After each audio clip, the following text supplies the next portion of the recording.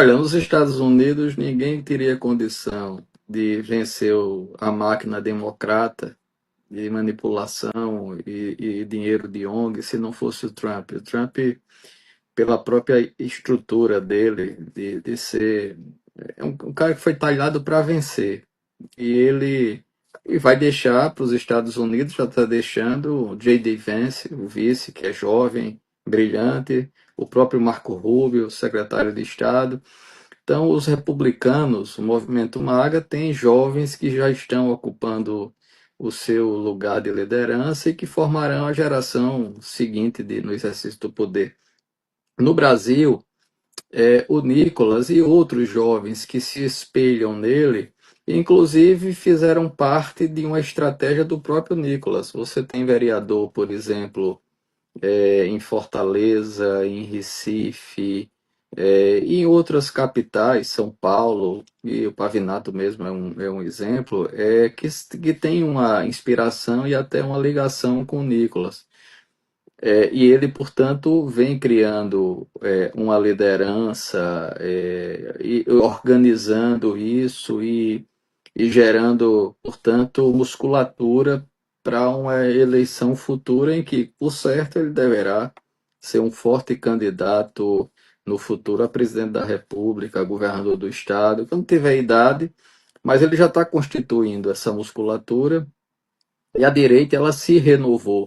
Vocês citaram aí, por exemplo, o prefeito de Recife, o João Campos, a Tabata Amaral, são jovens na idade, mas com as ideias velhas, antigas, carcomidas do socialismo. Esse socialismo, por exemplo, de Cuba agora que está no escuro. Cuba conseguiu esse socialismo do João Campos, dessa turma jovem com ideias anacrônicas, que conseguiu, inclusive, o governo de Cuba publicar essa semana um ofício institucionalizando o apagão. Então, é essa mentalidade. O problema da esquerda é a falta de utopia.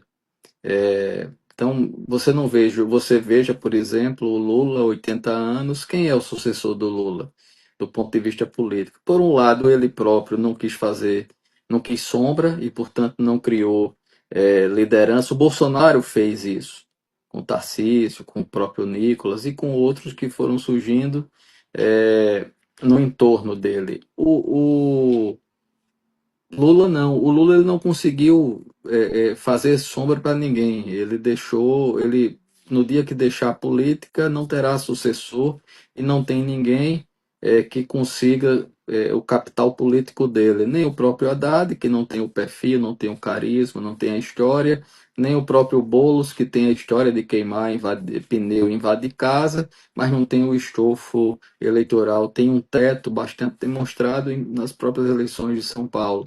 Então, a grande questão é essa: há uma renovação, de fato, do conservadorismo, não só na política, mas em outras áreas. Na vida religiosa, por exemplo, você começa a ver conservadores e tradicionalistas católicos crescendo muito, você consegue ver uma juventude evangélica também crescendo muito, ocupando espaços no discurso e no cenário público, e isso, naturalmente, vem para a política.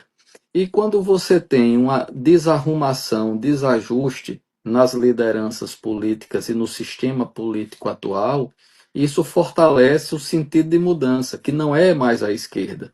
No Brasil, hoje, a mudança é a direita. A esquerda não podia há quantos anos? Desde 2003, com aquele pequeno interstício de 4 anos do Bolsonaro. Desde 2003 é o PT quem está no Brasil. Eles fazem o mesmo discurso de renovação, de mudança, de acabar com a fome. Desde 2003, Lula repete o mesmo discurso. Ele nem atualizou. E, no entanto, é a classe artística envelhecida, carcomida. Quem é o líder na classe artística? É o Caetano Veloso. É do Caetano Veloso, da Maiden 8, que gera, por exemplo, essas figuras. Um Wagner Moura que muito bem utiliza esse discurso que as pessoas não percebem, mas é para tentar concorrer na esquerda de Hollywood e tem que ser esquerdista radical.